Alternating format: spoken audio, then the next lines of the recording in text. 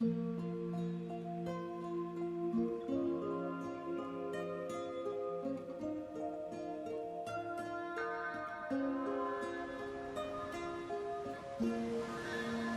have been breaking on the planet for tens of thousands of years. Except for the ancient Polynesians, it's only been in this century that surfers began riding these waves.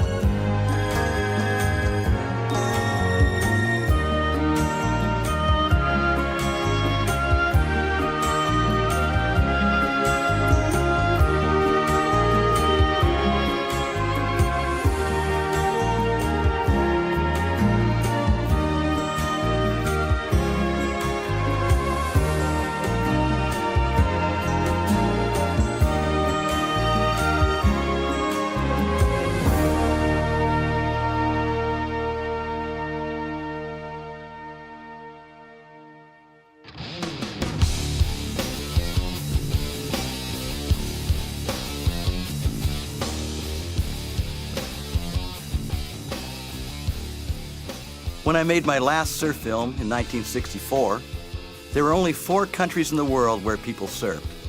Today, surfers are riding waves in virtually every country in the world that has a coastline, and on almost every island in every ocean. If you went searching for your perfect wave and went to every spot in every country where people now surf and stayed one day, you'd be gone for 50 years. In the longboard era, a perfect wave was a point break like Malibu. Now, it depends on what kind of board you ride and what kind of wave you like the best.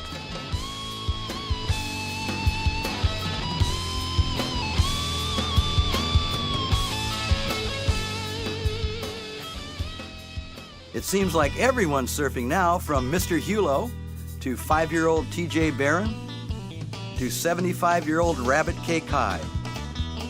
Little girls are surfing, and big girls are surfing. People with bumps on their backs, and little dinky kids that really trust Dad.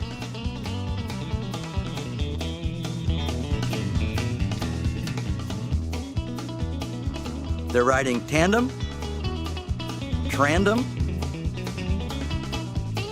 even 4 poor guys who can only afford one board between them.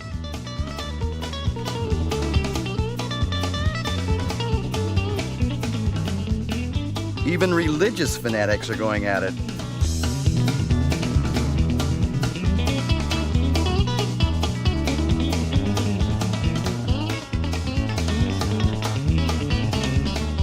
Even Rover's riding.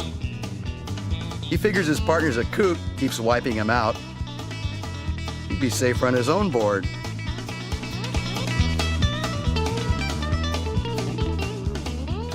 He's the only one that fits that wetsuit. Got it at a garage sale.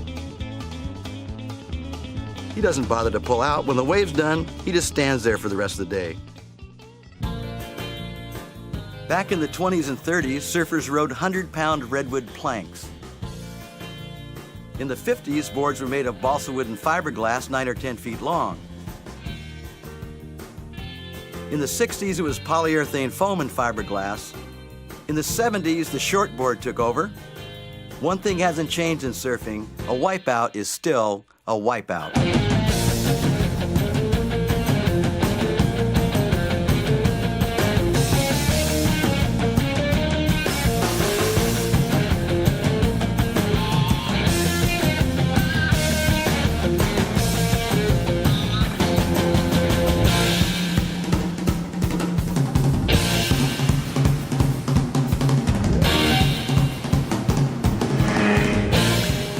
People are now out on the waves on all kinds of things, from wave runners to full-race outrigger canoes, even kayaks. I think this guy wished he stayed in the river. And windsurfers that can pull off some amazing maneuvers in the surf.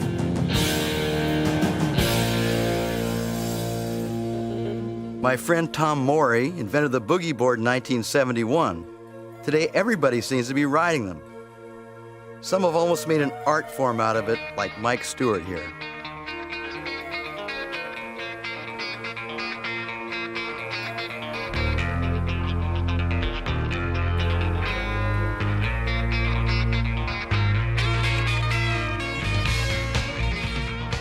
He can get that thing so deep in the barrel, it's hard to believe he can come out the other end.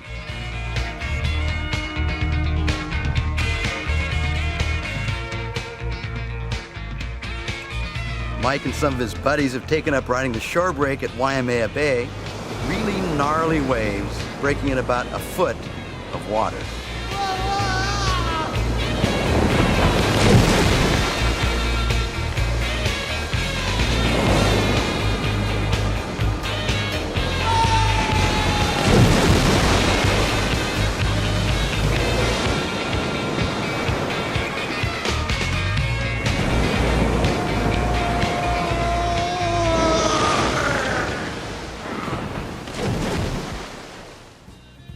When the surf goes flat, the surfers head to the Waimea River mouth, grab some shovels, and start digging out the sandbar to let the water out. After about an hour, the water really starts to go. You know when it's just right because it sucks the tourists out to sea and creates a standing wave. The waves don't go anywhere, but you do. Surf or not, these guys still figure out a way to have a whole bunch of fun.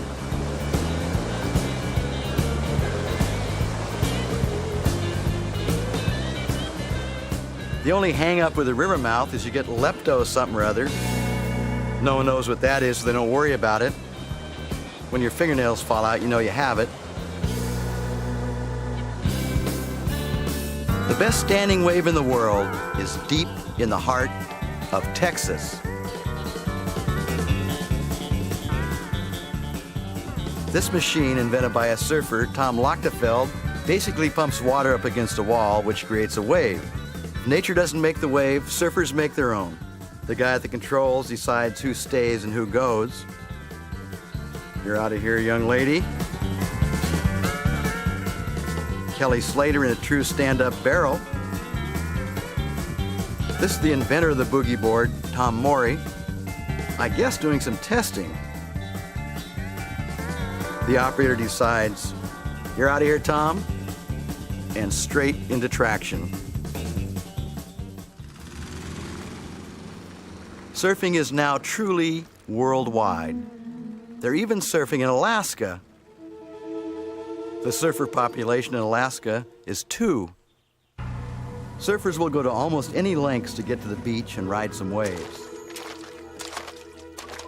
Rusty Peterson and Craig Green down Dead Man Creek, which eventually leads you to Dead Man River, appropriately named because of the grizzly bears that have a tendency to eat people. The bears are full of salmon and don't have room for surfers. I smell shortboarders.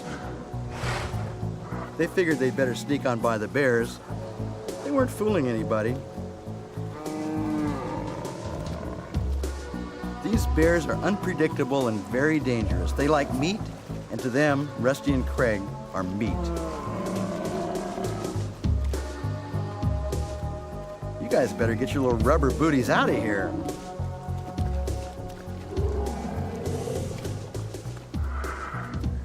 If you make it down Dead Man River, you come to Dead Man Forest.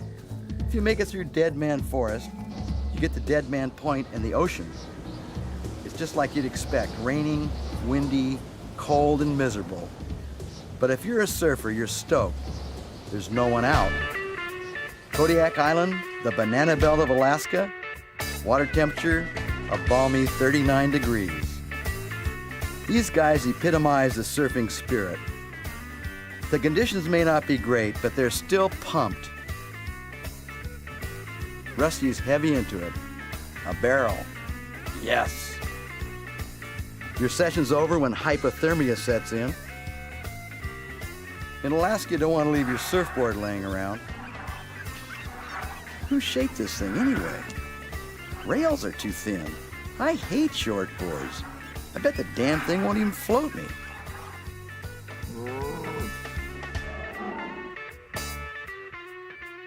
For most surfers, the ultimate dream would be to follow the surf and the summer around the world. Our journey began one night in Southern California. Tonight on the Saturday Night Movie, for the 30th year, is Bruce Brown's The Endless Summer. Pat and Wingnut sat down to watch my 1964 surf film for the 100th time. You know, I wasn't even born when they did this. I think it was Wingnut that started talking about it. Hey, you know, we could do that. If you're willing to take a leap of faith, Yeah. get off your butt.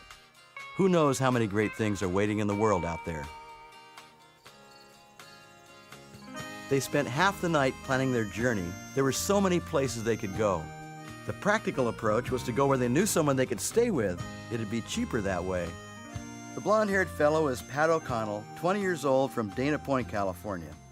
Robert Wingnut Weaver, 26, is from Santa Cruz and rides a longboard like everyone did in the 50s and 60s. He has no interest in surfing the modern shortboard. Wingnut lives in a semi-time warp. He knows more about the old days of surfing than I do, and I was there. He'll never quite say how he got his nickname, Wingnut. Must be something really bad. Besides the traditional longboard moves like nose riding, he also does things we never dreamed of.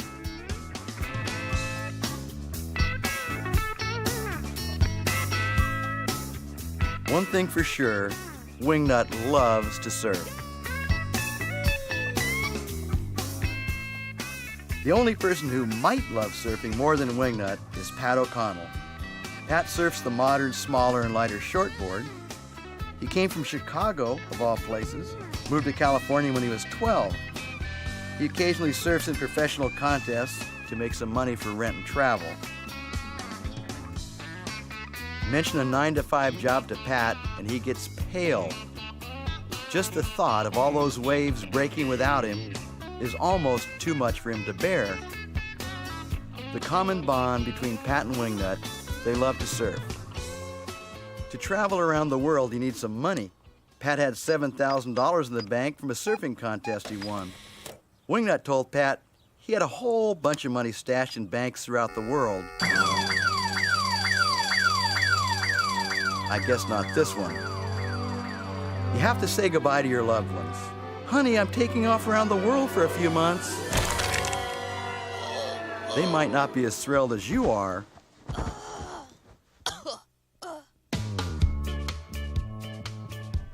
For most surfers, packing for a trip around the world would take a long time, like 5 minutes. It only takes Pat about 30 seconds. He just throws everything into his board bag, When it's full, he's done. Wingnut's just the opposite. Everything has to be neat and tidy. Kind of the Felix Unger of surfing's odd couple.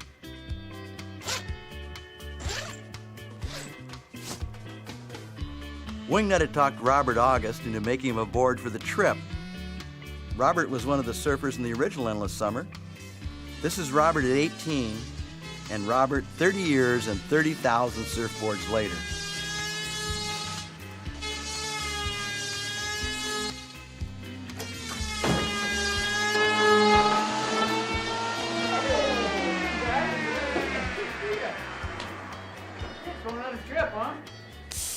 After being covered with foam dust for 30 years, Robert takes great pleasure in spreading it around. Is my board ready yet? Yeah. Where are you guys going? We're just gonna travel until Pat runs out of money. Well, I'm gonna go to Costa Rica in a week or so. You guys ought to just come down there with me and find out what it's all about. That sounds good. Tons of waves. Just like that, it was settled, and the journey began. They caught a flight to San Jose, Costa Rica, then a smaller plane to Robert's favorite part of the country, a little town on the Pacific Ocean in the northwest corner of Costa Rica called Tamarindo. This is the Tamarindo International Airport passenger terminal and control tower. The air traffic controller spends most of his time chasing livestock off the runway. A Costa Rican friend of Robert's named Marco Pacheco met them. They loaded up and headed for the Tamarindo Resort that's owned by a great guy from Texas named Russ. The rates vary depending on how much Russ likes you. Mike Diffenderfer, an old surfing buddy of Robert's, hangs out there and helps run Mike, the place. how you doing? Robert, how are you, bud? Good to see you. I'm glad you had a This good is trip. Wingnut, Pat, and Marcos. All You know right. Marcos. Yeah, I know Marco. Pat, good to meet you, bud. Here's your cabina. Hey, thanks, Mike. You're here. You're here. Come on. There we go. Inside. Atta girl. Hey, wait a minute. Let me see that board Robert made. Sure. Get him.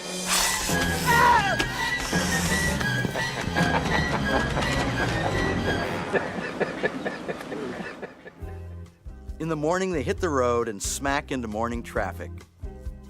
Costa Rica is a beautiful country with hundreds of miles of beaches to explore on both the Pacific and Caribbean coastlines. Here's one of the local lumberjacks. The jungles are hardwood. As you drive along, you notice a lot of the hardwood fence posts are starting to sprout, turn back into growing trees. This is what a 200-year-old fence post looks like.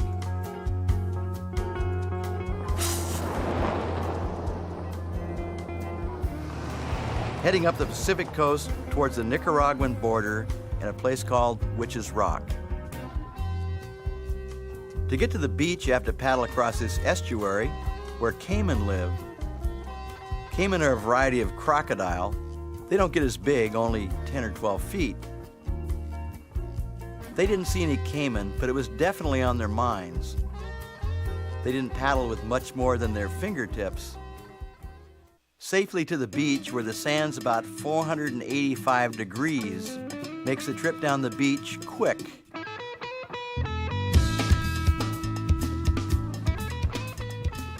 There were some great waves at Witches Rock, just the four of them, no one else around.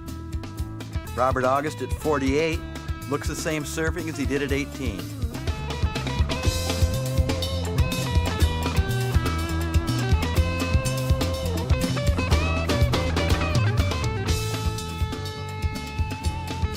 The wave of the day went to Pat.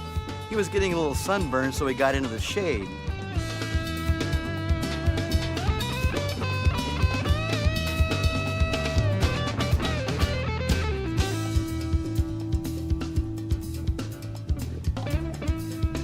A boat pulled up outside the break. Turned out to be one of Marco's sister's second cousin's brothers. They were hauling some kind of cargo up the coast.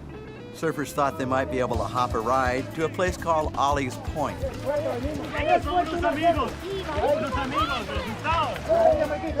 what are you doing, guys? What are you doing? Bueno, nos puede ayudar con las tablas a montarnos. They're gonna take us? Come aboard, my friend. Hey, how are you? Very good, very good. Hey, good to see ya. About the only way to get to Ollie's Point is by boat. When they got there, the wind was really howling offshore. Should make the surf good if you could get your board to the beach. The surf was gangbusters, another super spot, great waves, and no one around.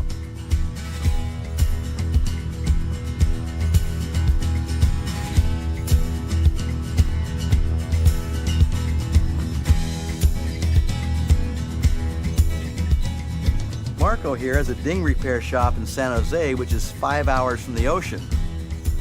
No wonder he doesn't have much business. Pat was ripping.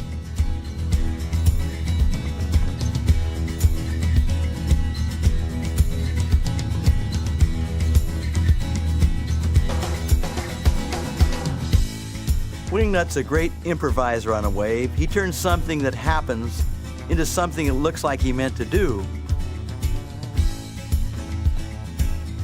The locals named Ollie's Point after Oliver North. Supposedly, the CIA had a secret base up the valley that supplied arms to the Contra rebels in Nicaragua. It was a big secret. That's why they called it Ollie's Point. Everyone knew about it except Congress. For a lot of surfers, this is the kind of day you dream about. Just you and your friends, offshore wind, 85-degree water, quality waves, and the nearest parking meter is 800 miles away.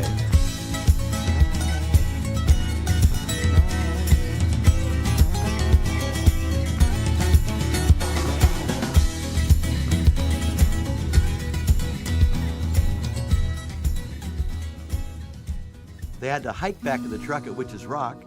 Didn't see a footprint the whole way.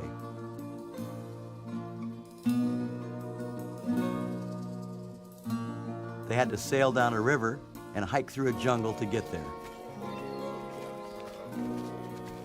The jungles are full of howler monkeys. They sound like lions roaring.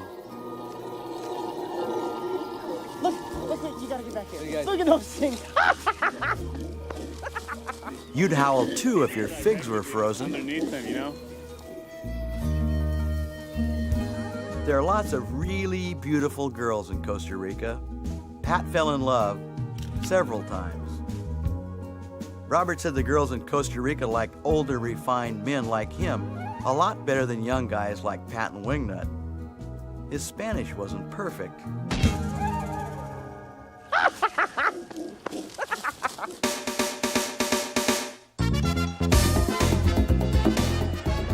On the weekends in Costa Rica, it's serious party time. The Costa Ricans rock out from Friday night to Monday morning when they have to go back to work.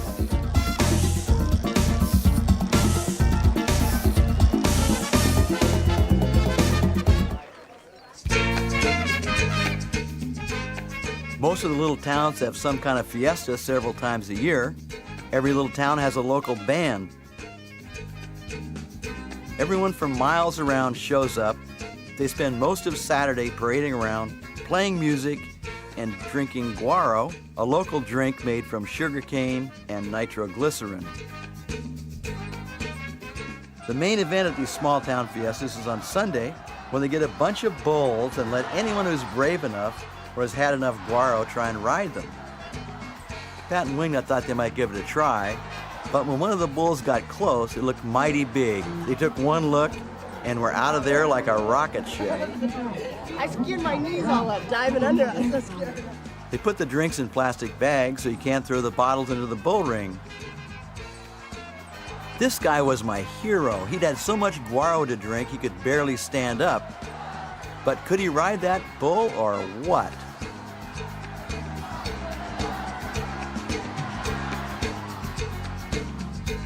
They met a fellow at the local cantina that night who was telling them he'd take them surfing in his airplane.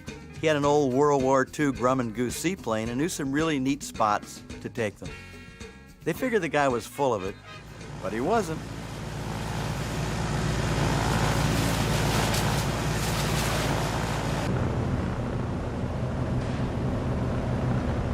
The flight was a little strange.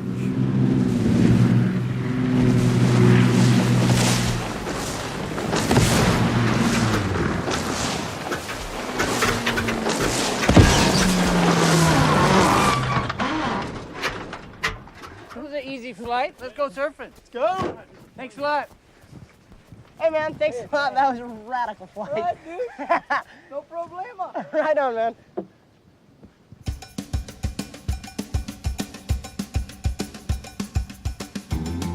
A place called Playa Negra, where it was sunny, offshore, and perfect conditions. The water temperature this day was 88 degrees. They surfed a few spots that were colder, like 82, and some spots up to 91 degrees.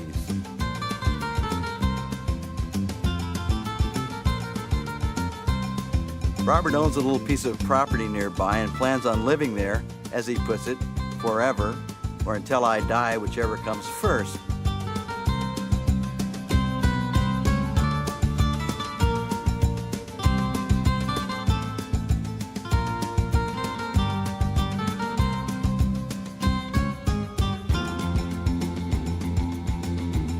The things Wingnut does never cease to amaze me. Here, after getting wiped out, he just body surfs up to his board, which happens to be upside down, hops back on, and keeps on riding.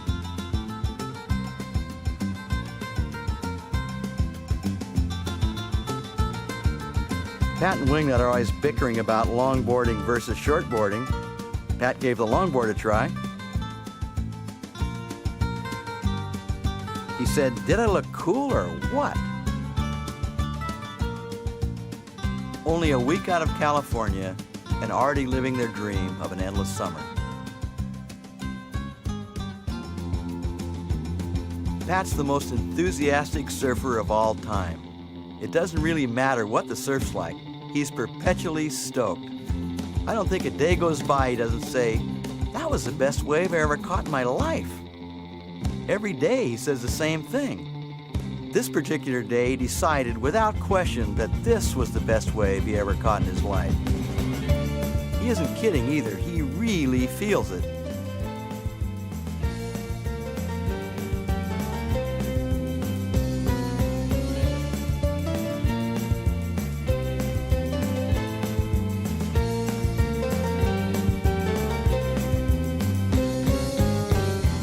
When he's really pumped, he just sometimes skips up and down the beach for an hour or two. While Pat and Wingnut have the beaches of Costa Rica almost to themselves, let's check out what's going on at the same time in Hawaii. The North Shore of Oahu, the most famous stretch of surfing coast in the world. From Velsey Land, a place we first surfed in 1958 and named after surfboard maker Dale Velsey, to Sunset Beach, Rocky Point, Pipeline, Haleiwa, and Waimea Bay, the most famous big wave spot in the world.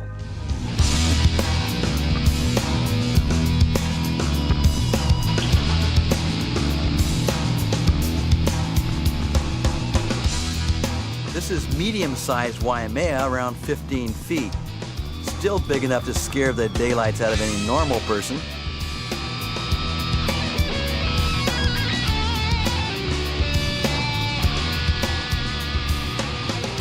The smaller it is, the more crowded it gets.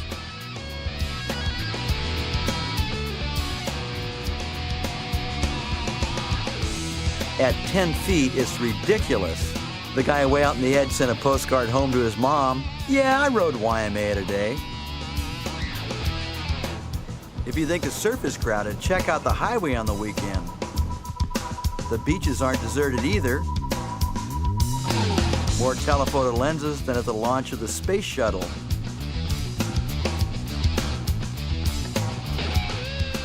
You used to get arrested for wearing this kind of bathing suit. This guy still ought to be. The most spectacular break on the North Shore is the Pipeline. I think it's the most awesome wave in the world. The wave's so hollow and breaks so hard it shoots air and water out the end with enough force to knock you down.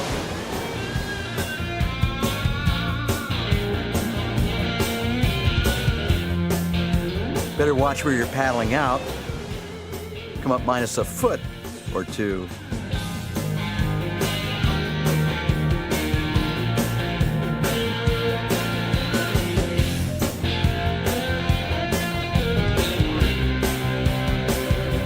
Some of the local surfers have almost made a career out of riding the pipeline.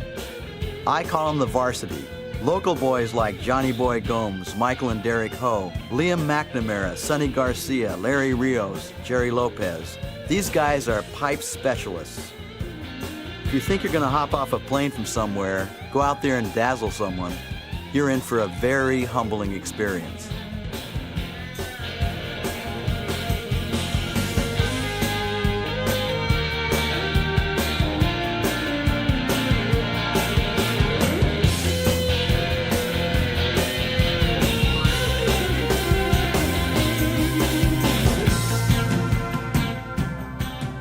The right at the pipe is called backdoor. Getting bashed on the head by the lip of one of these waves can permanently part your hair. Getting deep in the barrel and coming out again is an art.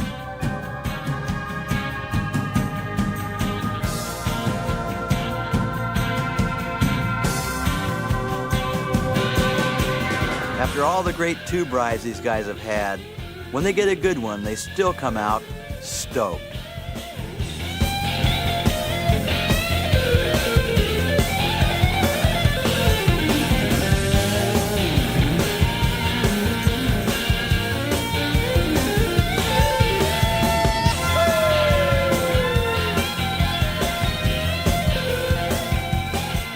The pipeline's a very dangerous spot. The wave's bad enough, but check out the bottom. Very shallow and very sharp.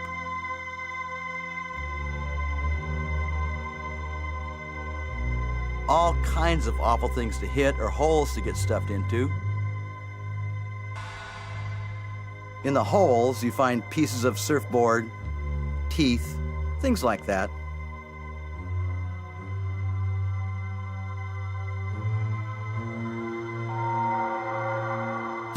When it swells from the west, it pushes sand in the channel and ends up about 4 inches deep. That's when you want to make sure you get out of the wave in time, way out. If you don't, you really get your lunch in almost dry sand.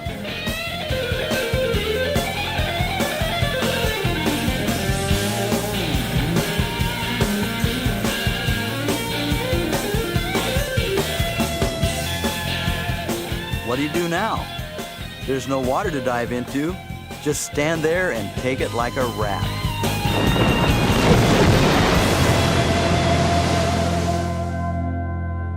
This leads to a common sight. Hundreds of surfboards are broken on the North Shore.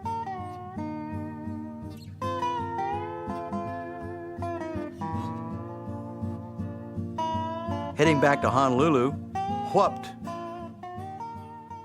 In Hawaii, the kids grow up on the beach. Ah, some surfboard wax mixed with sand and dog hair. Not bad. Growing up around the water, they get hammered in the shore break before they can barely walk. No wonder they turn out to be good surfers. They almost live in the water. Little misjudgment here, and the kid splattered himself. His brother thought it was hilarious. When you get to be an old guy, like TJ Barron here, he's 5, you might start riding a surfboard. His dad Tim's a surfboard shaper. TJ can't quite catch waves by himself yet, so his dad pushes him in. Once he's in, he's hot.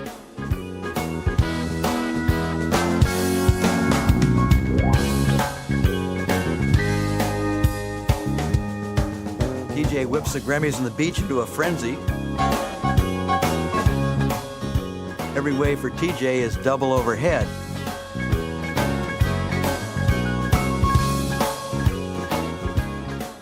"5 years old, 3'6", 45 pounds. He might be pretty good when he gets to be an old guy, like 6. Let's see what Pat and Wingnut are up to. They've skipped their way from Costa Rica across the Atlantic Ocean to their next destination, France.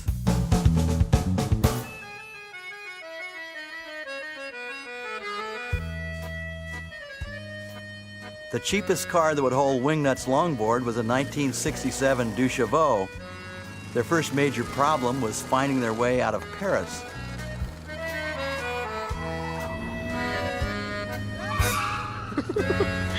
They finally made it out of Paris and onto the freeway, where they discovered the Duchevaux was not freeway compatible. It only went 40 flat out. They'd come to France to meet Tommy Curran, a famous California surfer who's been living there for the past several years. Tommy lives in Biarritz, which they just now figured out was 400 miles away.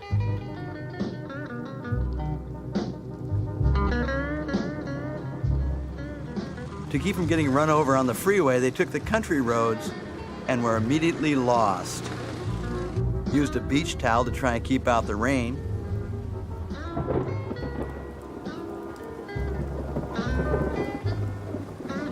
If you think you're lost on the road, wait till you stop to eat. They didn't speak a word of French. Oh, thank you. It's point your finger somewhere on the menu and pray. I thought you were gonna have little English translations or something. Do you have any idea what any of this stuff is? Not a clue. Go for the French thing.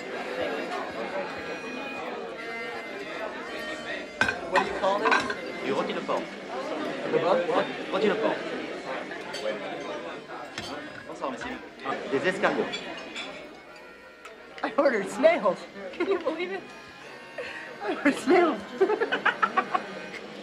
You know what? I'm gonna let these poor guys free, man. I can't eat these guys.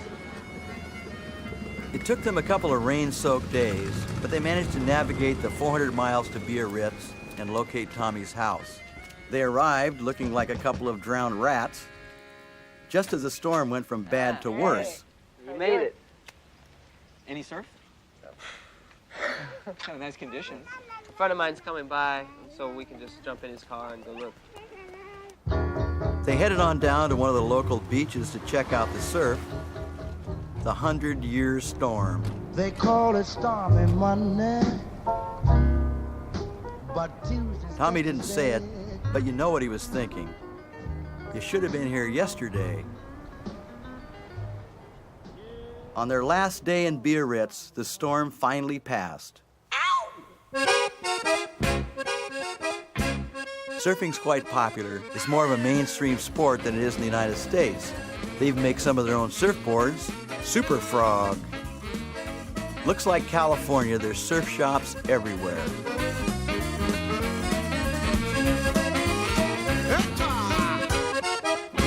When they headed down to one of the local beaches, they found out the locals don't wear much. Takes a little bit of getting used to. I think she might have liked me a little bit. What do you think? I think, you know what, if you live here, you sort of learn the knack of it, kind of learn how to walk by properly without getting caught. You ever get used to that kind of stuff? No, but you just walk once, don't go back. Don't ever go back, walk twice.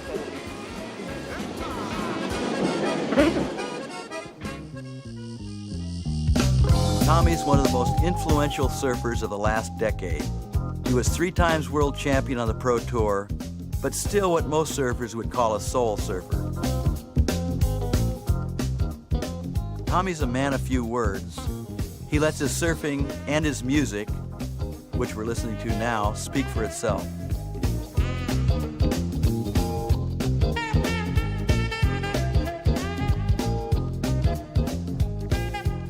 He's magic in the water.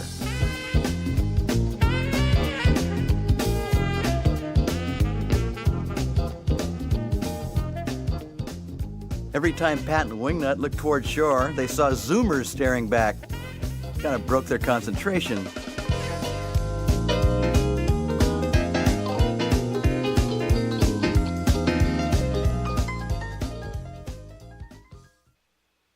The surf really crapped out later that day, but not to worry. Everyone hopped on longboards and went out to have some fun.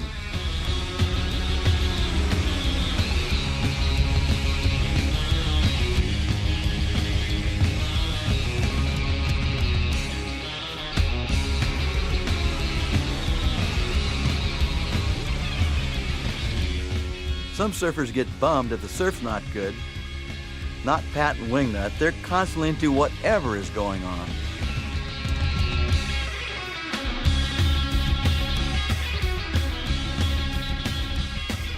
Shortboard, longboard, body surf, Tommy's good at all of it.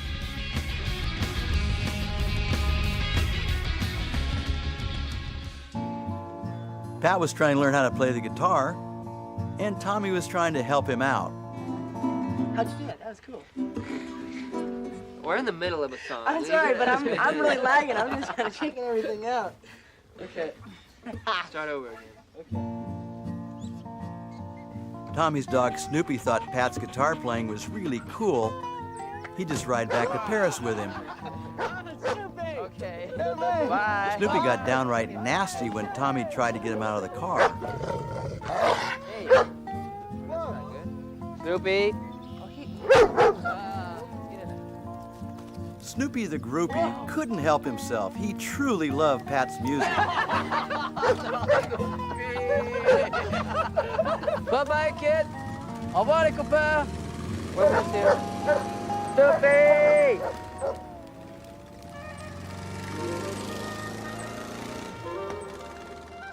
From France, Pat and Wingnut travel the length of the African continent to their next stop, South Africa.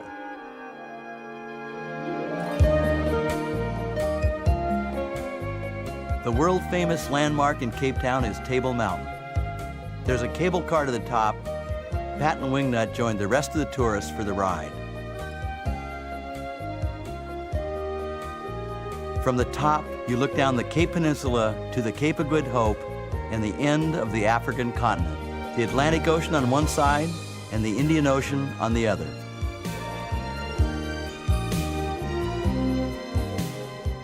The settings around Cape Town are spectacular.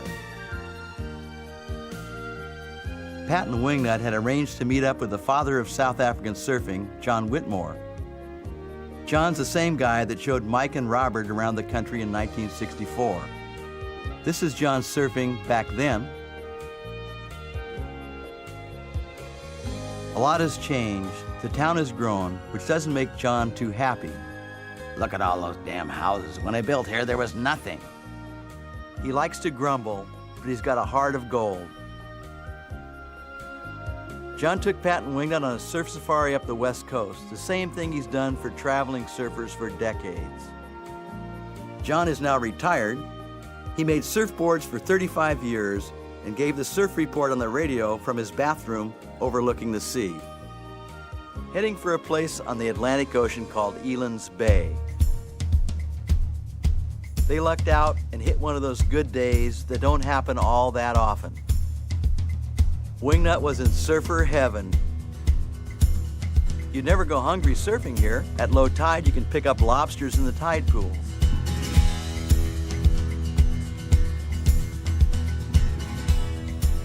Pat's a vegetarian. With all his energy, can you imagine what he'd be like if he ate meat?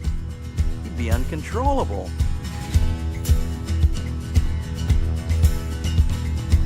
Wingnut has a degree in economics from UC Santa Cruz. I guess he wanted to learn the economics of surfing more and working less.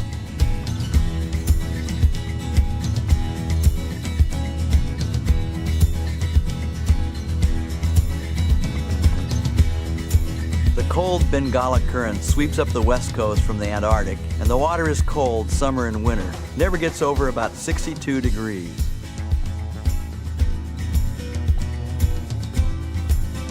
Wingnut just couldn't get over it. He kept shouting, "Pat, we're in Africa.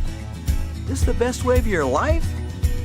Pat said it was until some longboarder wrecked it.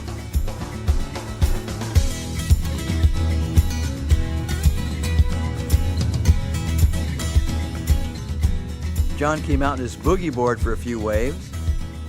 He stopped riding a surfboard about 10 years ago because the waves got too crowded for his tastes. With his boogie board, he can surf right through the heavy kelp where surfboards with a fin can't go. At 65, when he gets a good ride, he still lets out a hoot. Yahoo!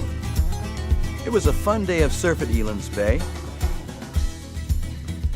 "Yo, dude, give me 5. Seems like wherever you surf in South Africa, the local kids show up and they're always stoked. There's a pretty unique restaurant up the coast from Elands. If you didn't know what it was, you'd drive right by. If you want to eat, you just call the phone number, which is 17. They come and cook for you. Everything's cooked over open fires. Fresh bread baked in outdoor ovens, and about 20 different kinds of fish and shellfish with every trimming you can imagine. That's lemon butter they're putting on there. They put on a feast you can't believe. Costs 30 Rand, which is about 10 American dollars. When you've eaten so much you think you're gonna pop, they bring on the dessert, which is all the lobster you can eat.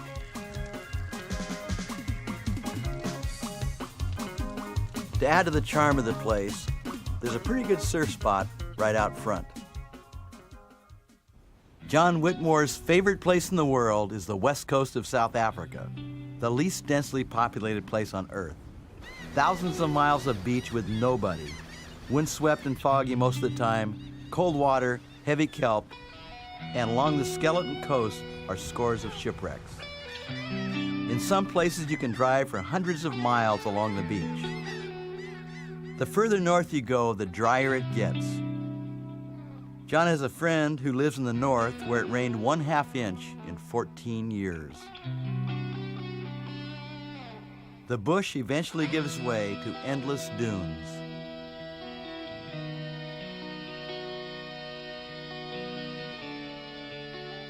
This is John Whitmore's kind of place.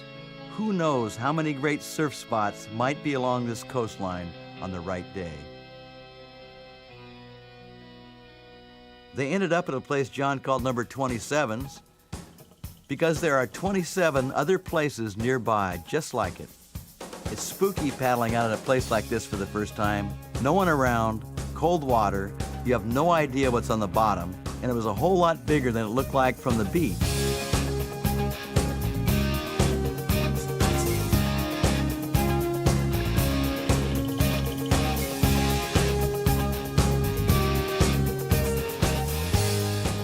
This place is in the middle of white shark heaven.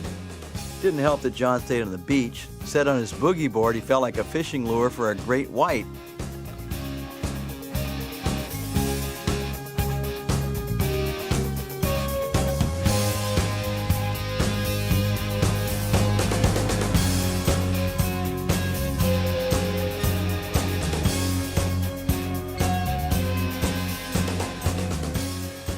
Even when they started to get the hang of the place, it was still spooky. The salinity of the water and the pounding waves cause a weird foam to form.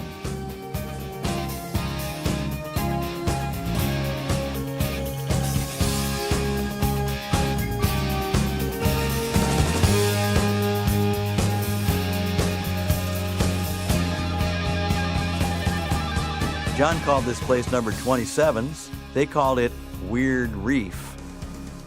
They had a great adventure with John on the West Coast, but it was time to head back to Cape Town and strike out by themselves up the East Coast along the Indian Ocean. John had a car they could borrow, hadn't run in a few years. Touring surf vehicle for you guys. Good, huh? Where'd you find this thing? Didn't find it, it grew. Had fully adjustable headlights, 100-mile-an-hour windshield wipers. The gas cap was permanently rusted on, so John put an outboard motor tank in the back, hooked up a hose to the carburetor, taped up a little wiring, and wished them luck. Right side is suicide.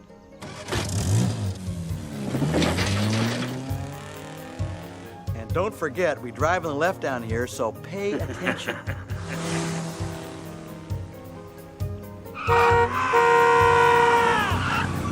Driving on the left takes a little getting used to.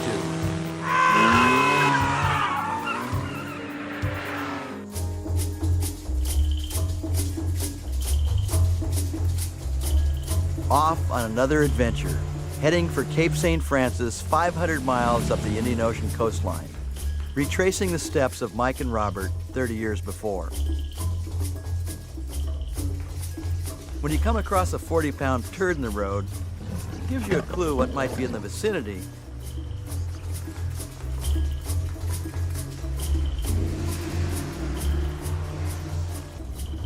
When you're sitting in a little plastic dune buggy looking at a real African elephant, it's pretty impressive. The African elephant's the most dangerous animal in Africa. Pat and Wingnut didn't know that.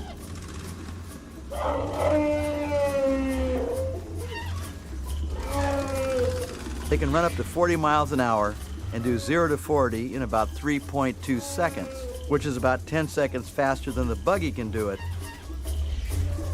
When they stick their ears out, it means they're starting to get PO'd. No matter how many National Geographics you've seen, to see the animals in person on their home turf is an awesome experience, one you'll never forget.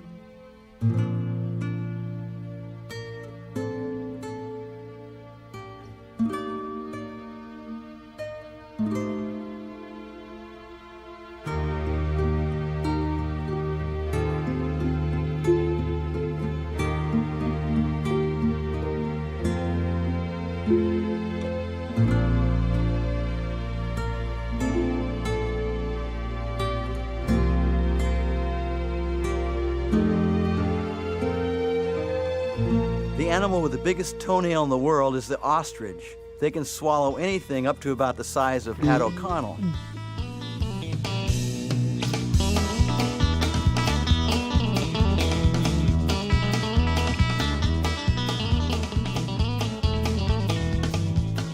There are big ostrich ranches down there, like cattle ranches. Pat and Wingnut attended cowboy school for the ostrich roundup, but they didn't make the cut.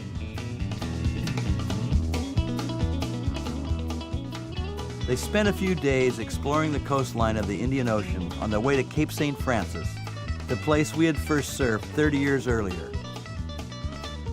Wingnut's dream was to walk across the sand dunes to get his first look at the surf.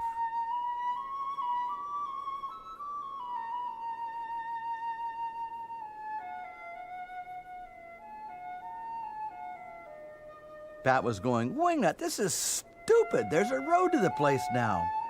Wingnut was saying, I know, but I've always wanted to do this." It was almost 30 years to the day that Robert August, Mike Hinson, Terrence of Africa, and a fellow named James came across the dunes to get their first look at the waves. Nothing at all there, just perfect waves.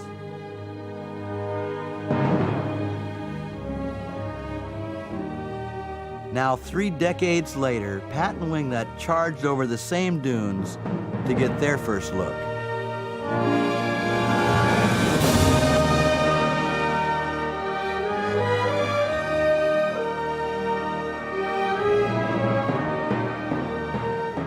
A development of 1,000 luxury homes and condos.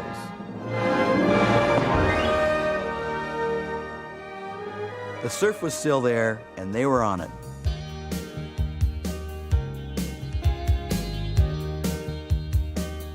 It's not quite as perfect as it was because the sand dunes have been planted with vegetation to stabilize them and keep the blowing sand out of the houses. The sand used to blow into the sea and fill in the rocky bottom, so the bottom was completely flat and made the waves peel perfectly. Without the sand filling in the rocky bottom, the surf is now more irregular and breaks in sections. It's still a great wave, but not quite the same.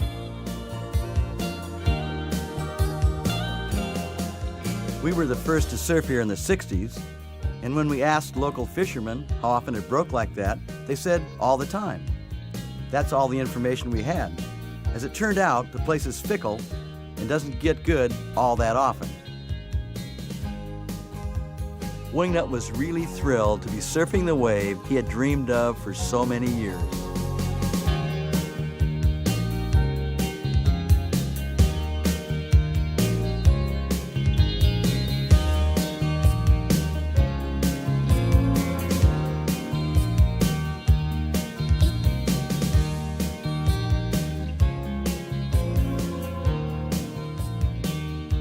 Driving around near Cape St. Francis, they ran across a truck they thought might be broken down and stopped to see if they could lend a hand. Pat? How are you doing, Gary? Good to meet you. Yeah. What are you doing? Oh, I'm just sighting in my rifle here. Do you mind if I shot the gun? Not at all. Boy, that is one big bullet. More like maybe a torpedo. Running pleasure. I never shot a gun before. Is it a... Got to hang on to this thing pretty tightly because it's got quite a kick to it.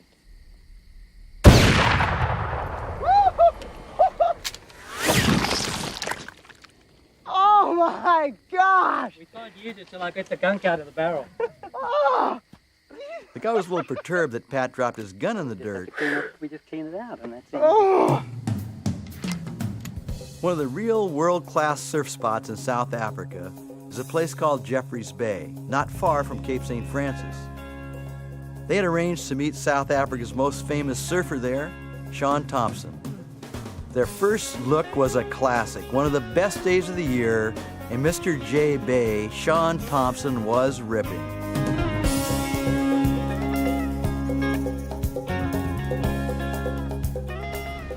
Shaun and his friend Walter had come down from Durban, where they live, to hook up with Pat and Wingnut. John told us you were coming. This is Walter.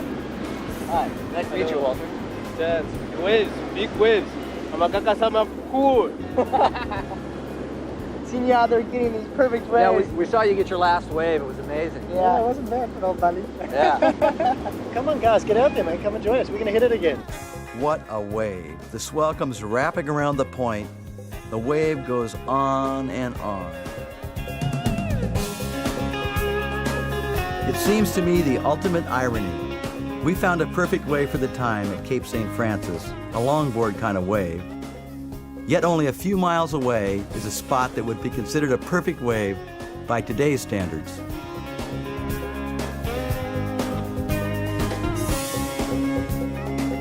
Pat with a good one. Don't think he was stoked?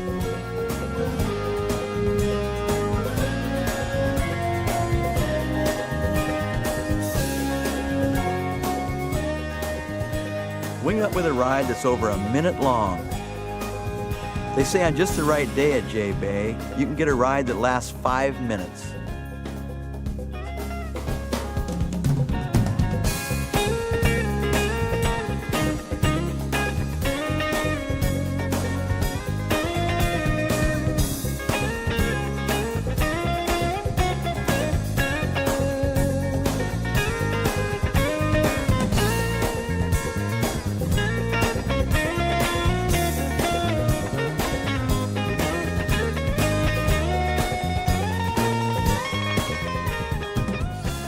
He couldn't wait to get back to Santa Cruz and tell his buddies, oh yeah, J Bay, me, Shaun Tomson, you know. Gave him a few tips.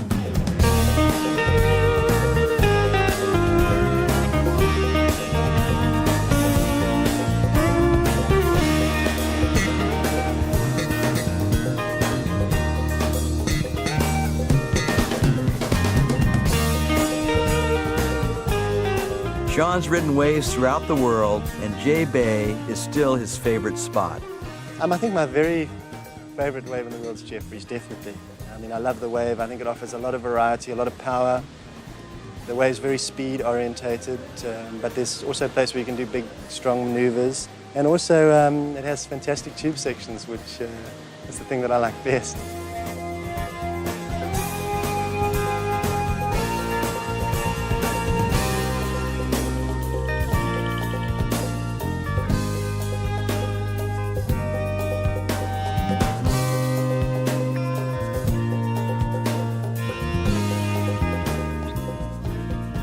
About the time you think you're hot stuff in the water, some guys show up who make you feel pretty humble. If you could swim like this, you wouldn't need a board, or a leash, or a wetsuit, or a car.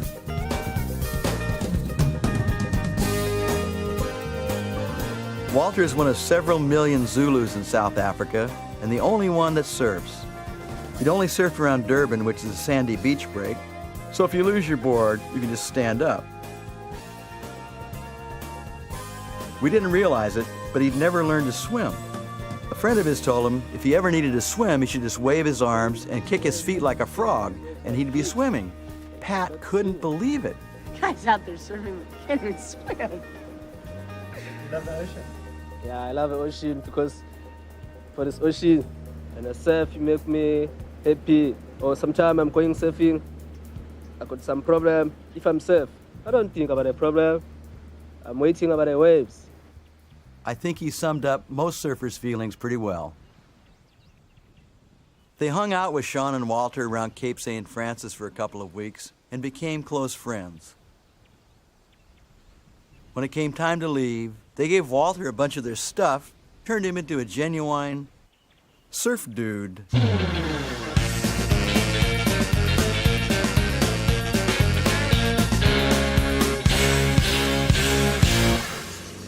There was a fellow named JP in the area that John Whitmore told them to be sure and look up. You must be JP. That's right. I'm Pat, and this Pleased is to my meet friend you. Wingnut. Pleased to meet you guys. John Whitmore said you'd be able to show us some animals. I can show you guys around a bit, or maybe you would like to drive on your own. Is it okay just to take our little rig and... You just don't get out of the car, and maybe you'll find some cats as well. It's already a bit late, but maybe. I think you should enjoy a drive like that. Thank you Thanks, very JP. much. Pleasure. See you later. Eh? Yeah, definitely. Good. And please, guys, don't stop, eh? Don't stop. Then you're going to have real problems.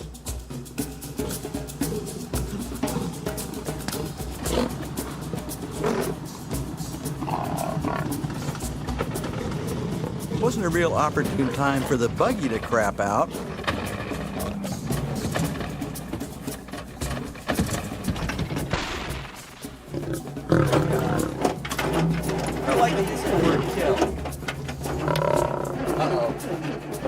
Wow. That's a real lightweight fiberglass cab on the buggy. Felt like they were in a fiberglass can of cat food.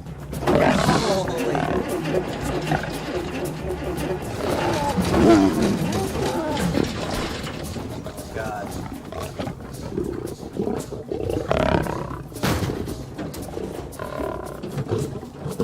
I thought the Huntington locals were Oh, the car, Bart! not like Texaco cars. Oh, He's pulling the car. Bye-bye wetsuit.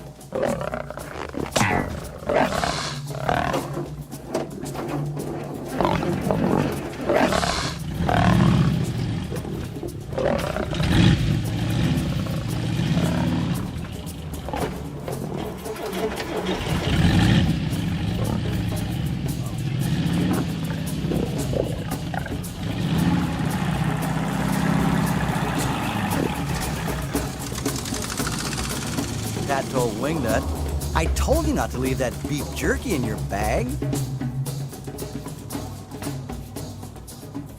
The Lions spent the rest of the day eating their luggage. Wingnut spent the rest of the time surfing a little bit ventilated.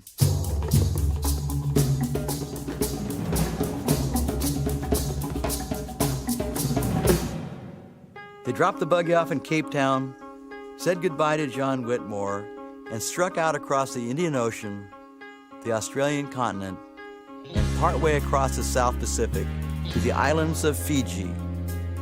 One small island in particular, Tavarua. On Tavarua is a small resort built just for surfers, something I could not have imagined a few years ago. There are a few huts called berets to stay in, not fancy, but nice. It's a beautiful little island that happens to have a couple of the best surf spots on the planet.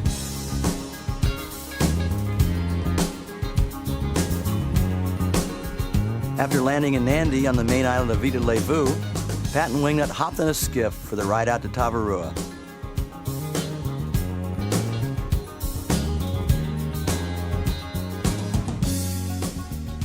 It's truly a beautiful place.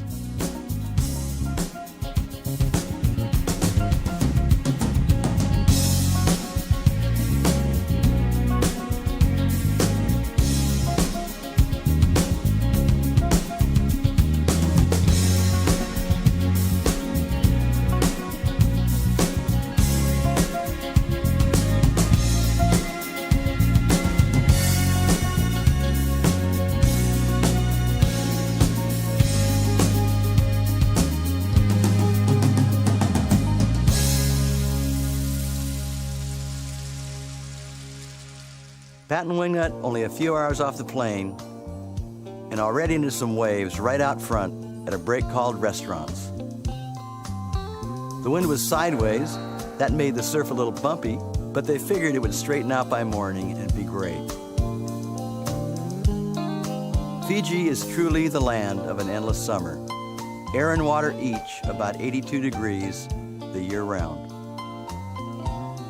They were hoping for good surf in the morning, but typical, it was flat as a board. Maybe with a high tide the surf would come up. It didn't.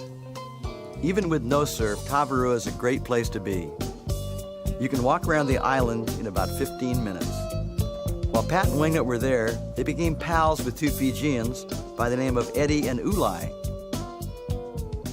Ulai loves to surf, but for Eddie, it's a part-time thing. To go every day and surf, you should do something, do some work, then you have a chance to go surf.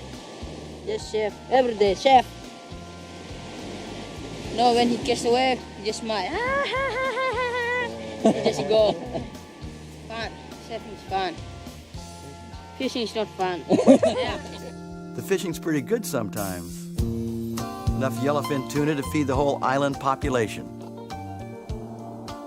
Eddie and Ulai took them off to visit some of the other islands. There are 300 islands in the Fijian chain, about 50 within a skiff ride from Tavarua. Each one is different. Some have fancy resorts, some are native villages, and some are uninhabited. The most beautiful water I have ever seen.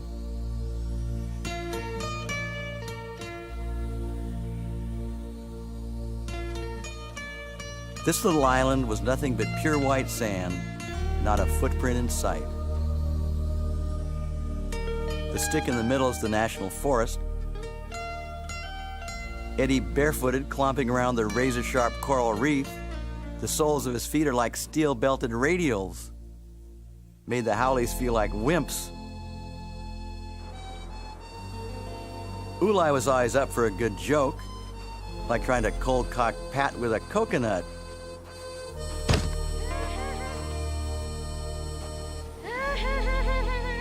Pat was going, "Ulai, you little dork, you could have killed me."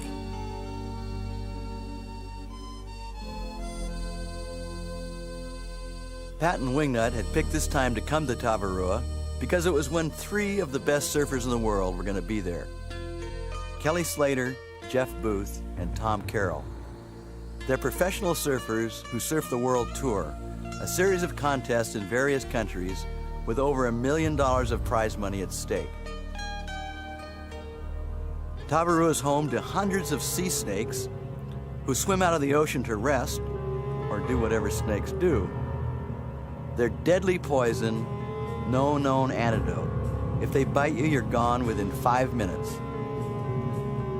But they have real small mouths and aren't aggressive, so you're not supposed to worry about them.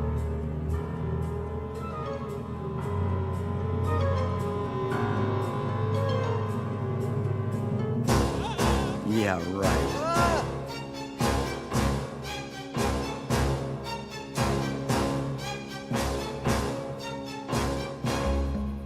To celebrate the surfers' arrival, the Fijians threw a kava ceremony.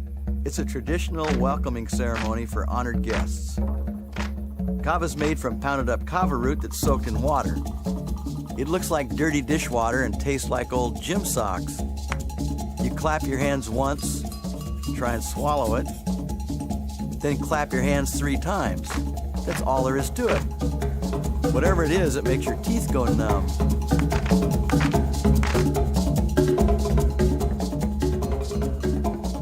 Kelly's girlfriend couldn't quite handle it, shorted out his CD player.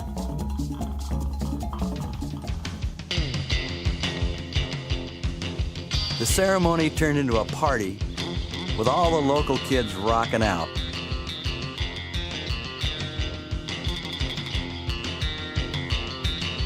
It was late that night when Pat and Wingnut introduced the Rainbird Dance to Fiji. With enough kava, not everyone made it all the way back to their berets that night. As luck would have it, when you're not feeling all that hot and your teeth are numb, the surf comes up. This is Cloudbreak, a few miles from Tavarua, out in the middle of the ocean. It looked like it was going to be a great day.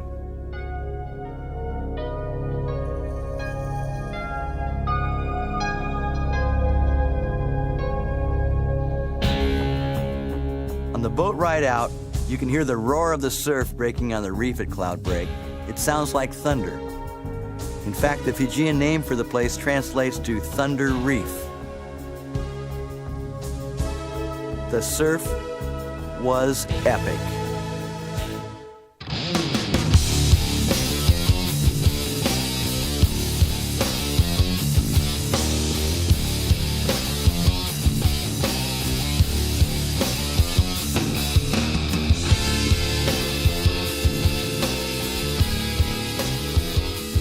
This is Jeff Booth from Laguna Beach, California, giving the place a going over.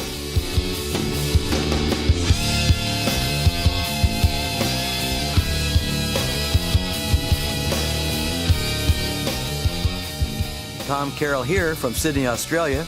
At 30, the veteran of the pro circuit and twice world champion.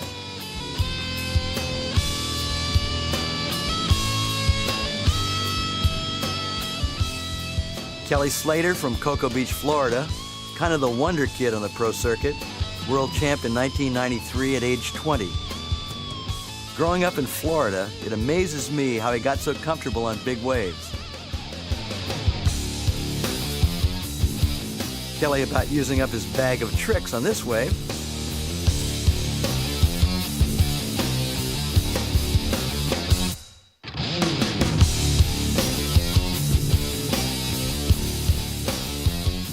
Pat got some great waves until his leash broke. His board washed in over the reef and disappeared, never to be found. Fortunately, he had a spare in the skiff. No one could believe how well Wingnut surfed his longboard at Cloudbreak, particularly Tom Carroll. Wingnut deserves the Medal of Honor out there. I know I was shocked at the way he took it on that board. Didn't really faze him too much either. He's gung-ho. Most of the surfing contests Kelly, Jeff, and Tom ride in are held in pretty lousy surf. A day of surf like this is 1 in 100, almost unheard of for any contest. It's a contest anyway to see who can get the most incredible ride.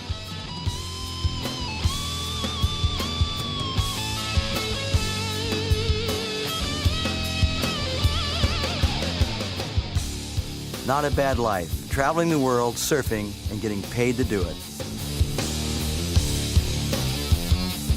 Tom Carroll had more than his share of great rides.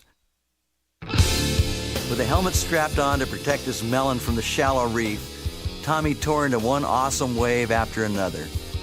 In situations where even the best surfers would be headed straight for the edge, Tommy would rip a big turn and set up for the tube in 2 feet of water.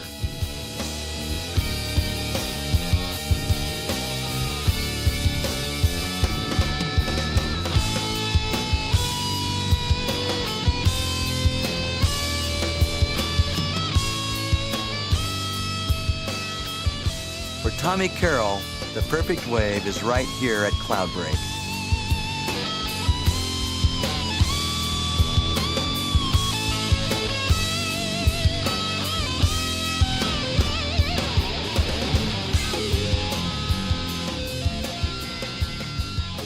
This is the kind of day you dream about. Perfect, good-sized, peeling waves. It was one of those days only a surfer would understand.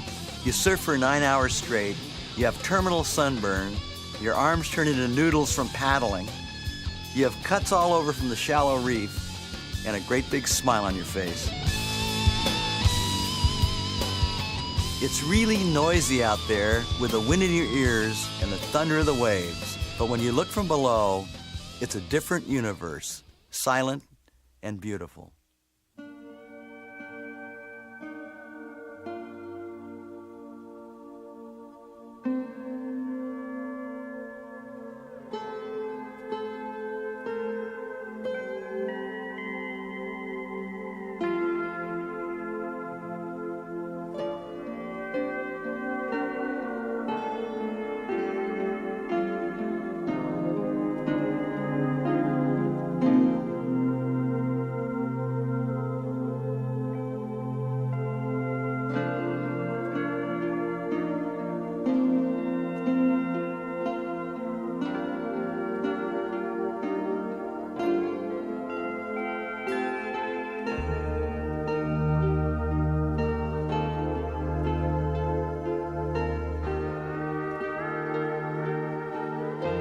Wingnut spent a lot of his time underwater bouncing off the reef. He took some real poundings.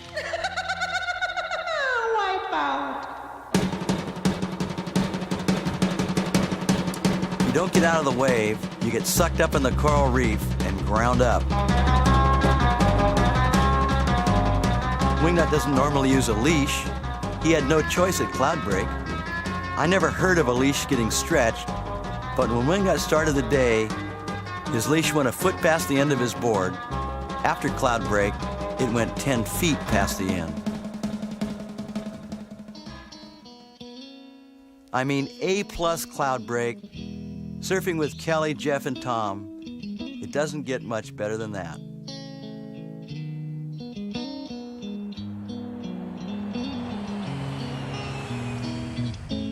From Fiji, it's a relatively short flight to their next stop in Brisbane, Australia.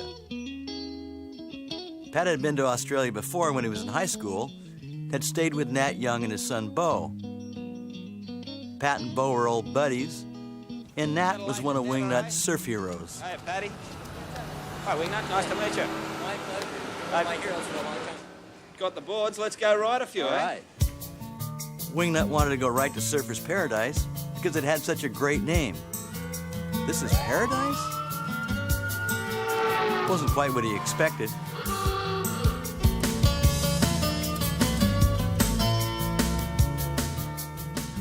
You can get sprayed with sunscreen for 50 cents. Hundreds of buildings, but also some beautiful surf spots like Burley Heads.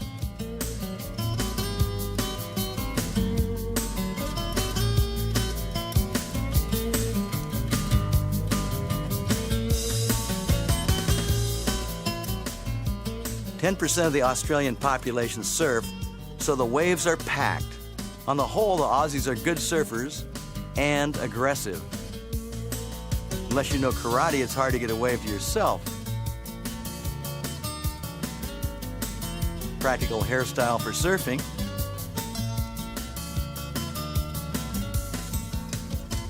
Elvis is alive and surfing in Australia. Surfing is a national sport in Australia, and Nat is a sports hero like a football or basketball star would be in the United States.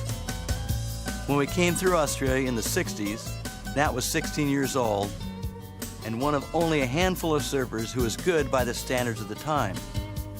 He was one of the leaders of the evolution of shortboards in the late 60s and 70s.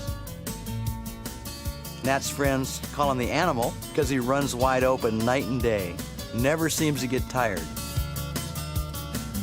Nat's son, Bo, has turned into a great young surfer. After 2.5 hours, Pat finally got a wave to himself.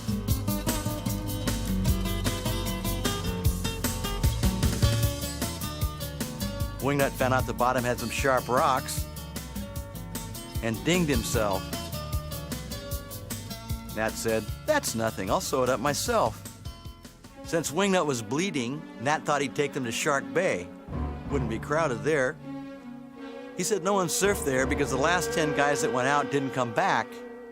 After enough stories to totally psych them out, they were a little nervous sitting out there.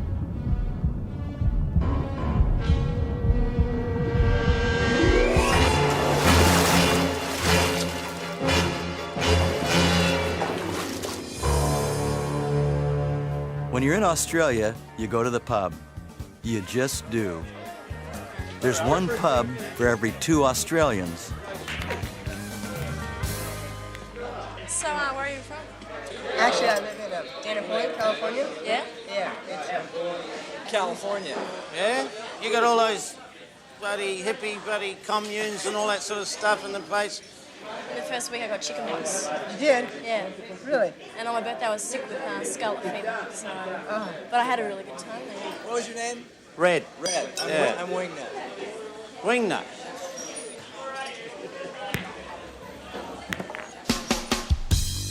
You see road signs in Australia you see nowhere else in the world.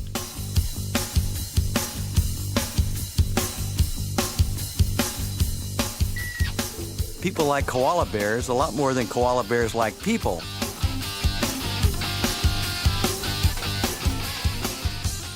A bunch of weird animals down there. This is a flying fox, a giant fruit bat. They carry their own blankets. Nat said they made great pets. If they want to eat, they just grab a snack from your jugular vein. Ah, travels with Nat. See that spider? It'll kill you. Follow me. He's a great guide for a walk in the woods. You've got to watch the ground and watch for snakes. A walk in the woods with Nat turns into the Bataan Death March. He takes you to a beautiful spot, then scares the crap out of you.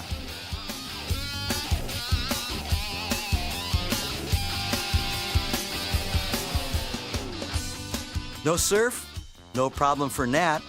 He always had some kind of adventure in store, usually starting at dawn. Come on, you bloody Yanks. Get up. Let's go. Bozo, come on. Chop, chop. Come on, W Nut. Patrick, let's go. He had a rubber raft and figured a little river float would be a good thing to do. We're going to stick it in the hole here. This is another one of Nat's great plans to kill us. Yeah, well, you know, I got one more thing here for you boys. I don't want this to freak you out at all here, Patty, but... Helmets? Pat, Well, you tells me never this know. is a bad sign. I think you've got my one. Just put them on. It's just in case we run into the odd flying rock. Let's go.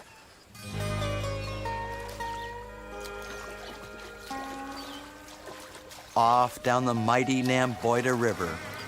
They had crash helmets, life jackets, but no one had a clue what they were doing. That didn't stop them. Are we going to crash? We're going to do our very best not to crash, but I can guarantee there'll be the odd wipeout or two. They spent the day ping-ponging their way down the river. Most river runners walk ahead to look for danger. They didn't bother.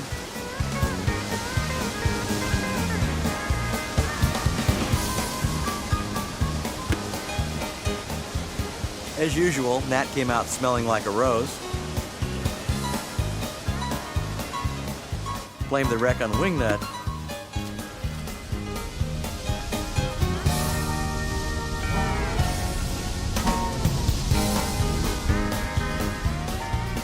He would have carried the raft around this one, but he didn't know how to stop. Nat had tamed the mighty Namboida River. That looks good. So that's the end of the river adventure, but first, there's one more thing. About 7 miles up that road's the car, so if you two clowns can go and get it, bring the car down here, Bo and I will pack up the gear, and then we're out of here.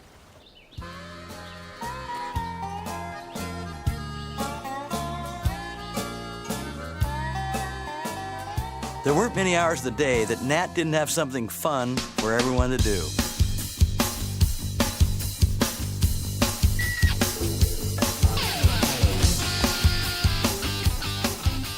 He was wearing them out, or in this case, wearing out their rear ends.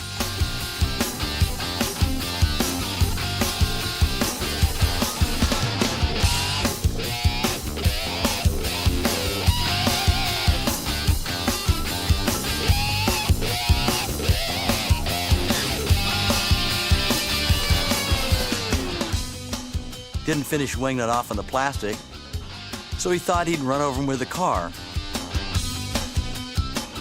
Nat couldn't figure out why they kept sleeping all the time.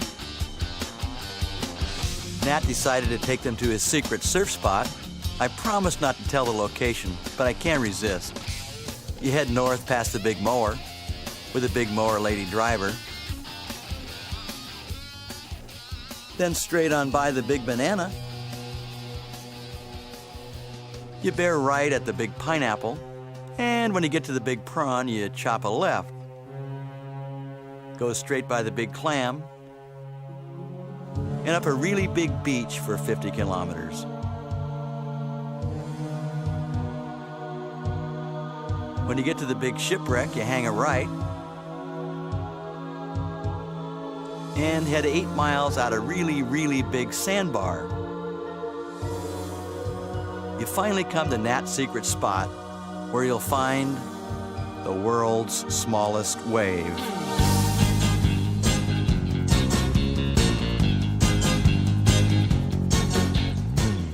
There were some really nasty wipeouts that day.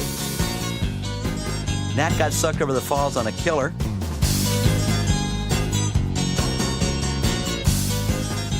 Pat got the best wave of his life. They drove for thousands of miles chasing the surf and rode waves at dozens of different beaches.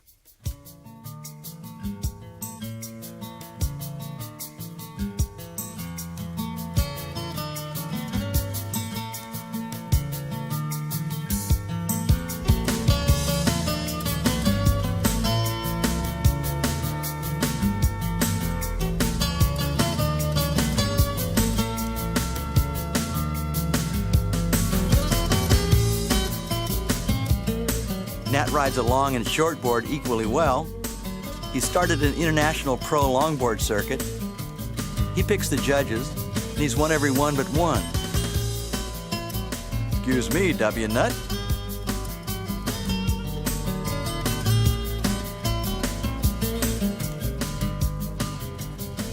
Surfing and traveling with Nat the animal was unforgettable. They hadn't found any A-plus surf, so Nat took them searching far to the north, where you start getting into the area of the saltwater crocodile. The crocs get up to 20 feet long and eat people on a regular basis. A lot of fun, Bo. What's your dad gotten us into now? Gotta be a bit of a jungle tamer as well. It's a bit of a fight in this crocodile-infested area and try not to fall in the water. But however, we're doing our best. Crocodile my ass.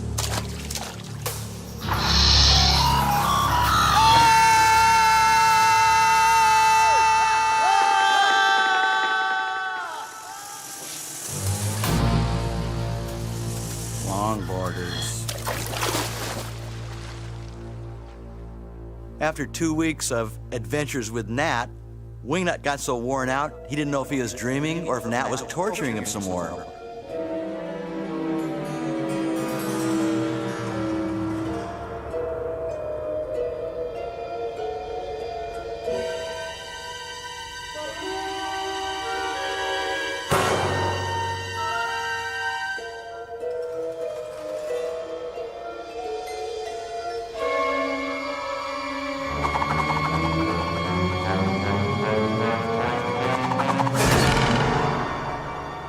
They felt lucky to get out of Australia alive. From Brisbane, across the Australian continent, to the island of Bali, one of 15,000 islands in the Republic of Indonesia. Every inch of Bali that's not a town is a rice paddy. Clever people, this is the local goose herder.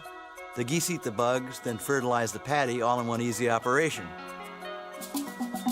Most of the people are Buddhists or Hindus. It's one of the most densely populated places on Earth. The local buffalo wash. There are places of worship and temples everywhere. The monkeys are sacred and nasty little turds.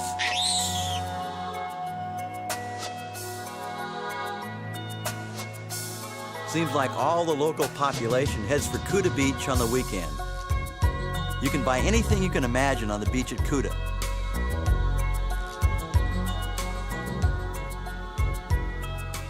It's a black sand beach, so they dump white sand on it on a regular basis and sweep it around to make it look pretty. You have your choice of about 10,000 genuine Rolex watches for sale on the beach at Kuta for $10. They're pretty expensive at home, at least like $100 or something. The traffic in Bali is unbelievable. The only place it's worse is on the island of Java, where they're headed next to meet Jerry Lopez. The overnight ride from Bali to Java is ridiculous. Trucks and buses running flat out on a road half lane wide. A ferry boat ride across the Bangi Wangi Channel takes you to the island of Java.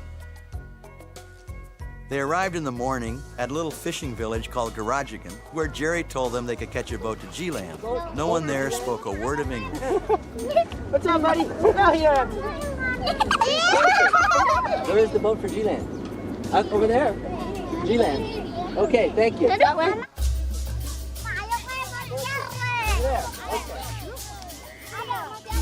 Kids must have a ding repair business. Before long, they were out to sea. The latest in high-tech boats. The captain on the bridge had remote control steering, side-mounted diesel outboard motor, favorite hat's a plastic bag. 2 kids bailed constantly to keep afloat. No one in the crew spoke English, and Pat Wingnut's Indonesian was non-existent. Why are we fishing all the time? I thought we were going surfing. Can we go to G-Land? Yes. They always say yes. Jerry Lopez. No. Yes, me. Go, we're going surfing. Okay. You think we got the wrong boat? You know, I know we've got the wrong boat. Isn't that our boat? Yeah, that's our boat. Guys, that's our boat. That's our boat. We want to go on that boat. The real boat had been looking for them for hours. They made some new friends they'd never forget. The crew wouldn't forget them either. Now in the lap of luxury, when you get to G-Land, you take a little rubber ducky over the reef where Jerry and Laird Hamilton were waiting for them. About time. Where you guys been? Ain't it? Worried about you guys. Jeez. Hi, Pat. How are you? We got a boat ride, though. You got a boat ride? Pat, tell me about it. Hey. Well, I thought I sent you some instructions. You said get on a boat in Garashagan. Neat little huts to stay in, a couple of pads, and mosquito netting that you definitely need. The island of Java is the most densely populated place on Earth. Ironically, G-Land, accessible only by boat, is in a jungle preserve with a world-class surf break just offshore. This little part of the jungle, this is called Plungkung, and this is a national forest preserve here. So nobody lives here. And there were several tiger sightings and numerous leopards and panthers and lots of monkeys. And you guys got to keep an eye on your stuff, The monkeys will take it. All of your clothes, they'll fit right into your stuff. Lots of snakes. Indonesia has more varieties of poisonous snakes than anywhere in the world. I learned that from the Griffith Park Museum. Snake exhibit.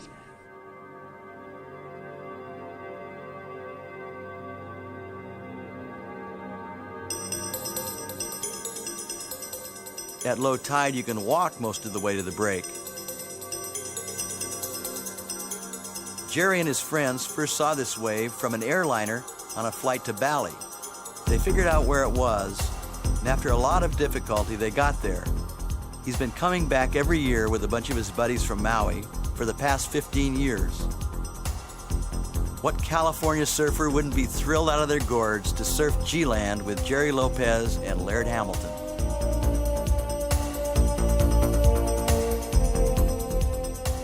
Pat got a bunch of great waves.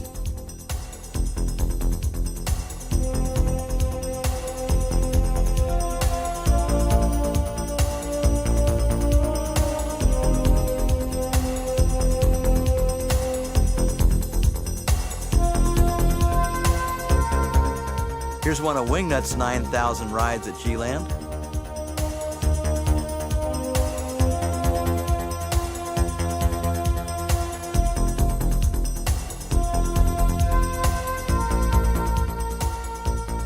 Jerry wears Polaroid goggles to save his eyes from the glare because he frequently stays out for 8 or 10 hours straight.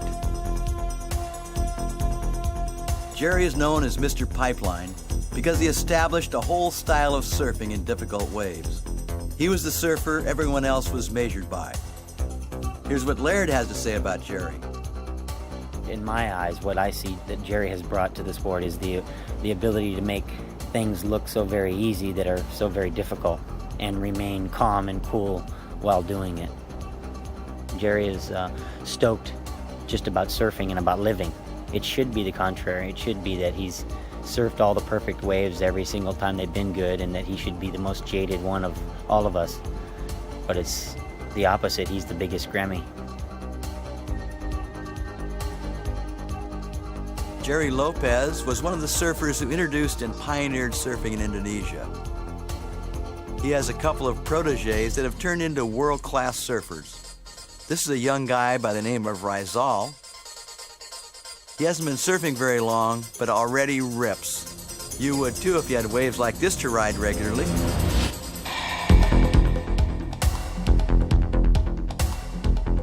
A surfer named Made is another Lopez protege. Made is a Hindu, and they have a custom of filing their teeth flat and not by the local dentist. I told them about the teeth, you know. They filed my teeth with the metal file. The metal file? And it hurts, huh? It hurt. Oh, yeah. Ah. I don't think you like that. Did you make any sound? No. How you can sound when your mouth already have the... You said it's part of it's a Hindu thing? Is that why it's done? Yeah. After you're 16 years old, or that's when if your family can afford the ceremony. If you cannot, they do that when you die, before you get buried. I much prefer when you die. I don't know. Laird Hamilton is truly amazing in the water. Laird's father, Billy, was a great surfer in the 60s. Laird is kind of a throwback to that time, when surfers prided themselves in being good swimmers, skin divers, and paddlers, all-around watermen. Laird has his own priorities. I'd rather be out on a 2-foot day with a bunch of my buddies than a 20-foot day with a bunch of jerks. But usually on a 20-foot day you're alone, I'd rather be out then.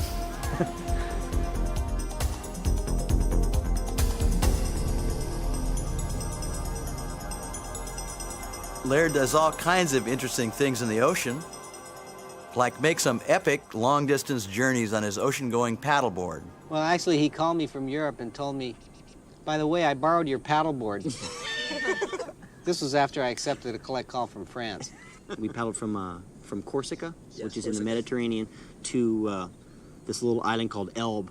I thought it was 45 kilometers, and it was 45 nautical miles, which are even a little further than miles. Another thing Laird does is a lot of windsurfing around Maui, where he lives. And we actually can sail between islands, which is real nice. Really? Yeah. How long does that take? And we get upwards of 40, 45 miles an hour, something like that. If you sailed from Maui to Oahu, which is about 118 miles, we can do that in 5 hours.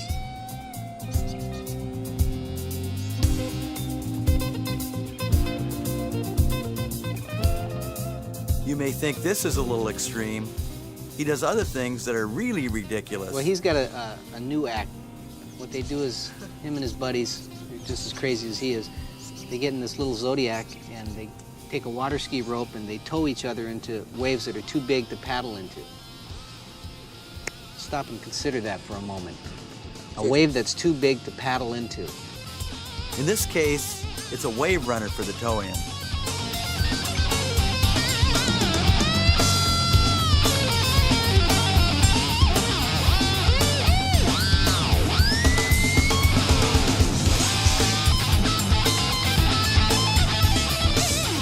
Laird surfs these outer reefs with his buddies like Derek Donor and Buzzy Kerbox. They take turns being the tower and the towee.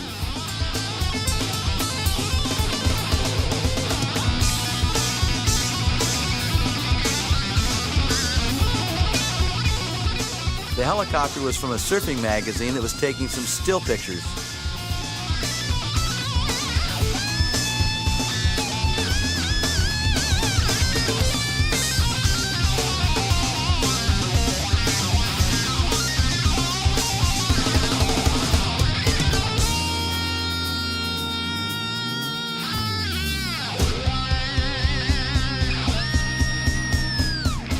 Laird has foot straps on his board to keep him getting bounced off. It also allows him to do some mind-boggling things.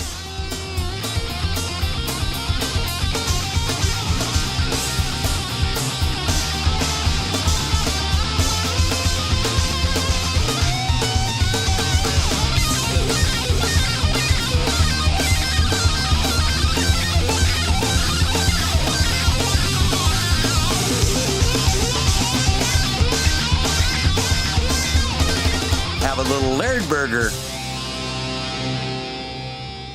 I've learned, though. I don't go with them anymore.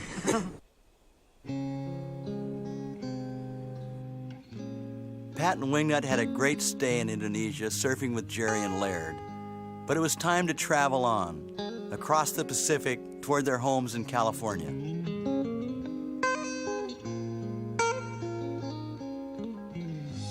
Surfers are travelers, and so are the waves they ride. Waves borne by storms thousands of miles away travel across the oceans of the world to break on beaches for our enjoyment. These waves are a true gift of nature to us. No two are exactly alike. It's like someone's fingerprint.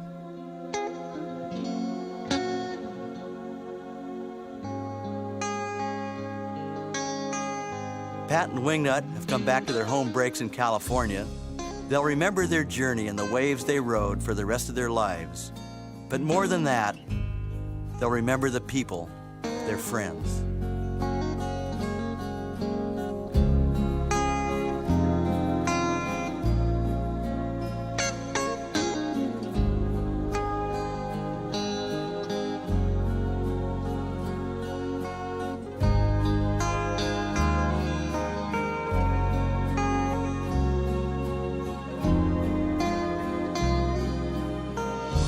With enough time and enough money, you could spend the rest of your life following the summer around the world. This is Bruce Brown. Thank you for watching. I hope you all enjoyed our film.